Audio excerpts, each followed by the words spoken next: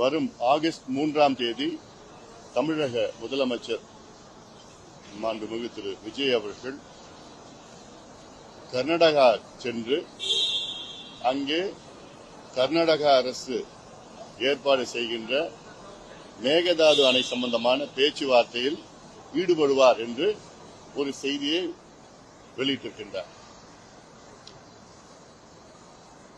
இது மிக தவறான ஒரு போக்கு. அது உண்மையாக இருந்தால் இது தவறான ஒரு போக்கு.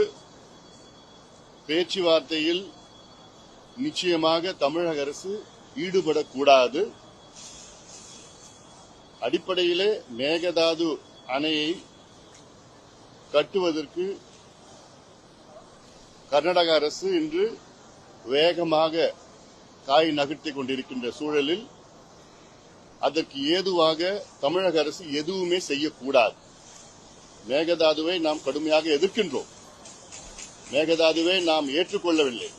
அப்படி ஏற்றுக்கொள்ளாத ஒன்றுக்காக எதற்கு நாம் பேச்சுவார்த்தை நடத்தணும்? ஏதாவது இப்ப நான் ஏத்துக்கிட்டா ரைட், பேச்சுவார்த்தை நடத்தி அதை ஏதோ பேசலாம். மேகதாதுவும் நான் ஏத்துக்கல, கூடாது, தப்பு. அது பிறகு எதுக்கு பேச்சுவார்த்தை?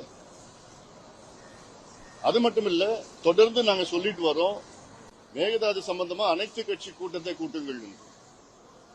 இன்னைக்கு வரைக்கும் கூட்டல. இது டிவிகே பிரச்சனை கிடையாது, இது தமிழ்நாட்டு மக்களுடைய பிரச்சனை. அனைத்து கட்சிகளை அழைத்து பேசி அடுத்தது என்ன செய்ய வேண்டும் என்று ஒருமனதாக தமிழக அரசு முடிவெடுக்க வேண்டும்.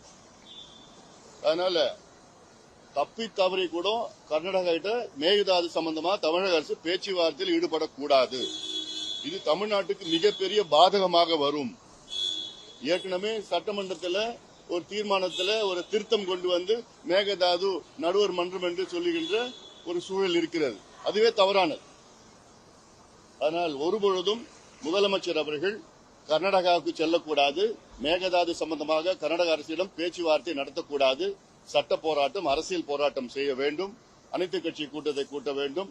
அத்துணை தலைவர்களும் சட்டமன்ற நாடாளுமன்ற உறுப்பினர்களை டெல்லிக்கு அழைத்து சென்று பிரதமரை அவர்களை சந்தித்து அழுத்தம் கொடுத்து வலியுறுத்தி நீர்த்துறை அமைச்சரை சந்தித்து கர்நாடக அரசு மேகதாது கட்டக்கூடாது என்று தெளிவான கருத்தை தமிழக அரசு வெளியிட வேண்டும்.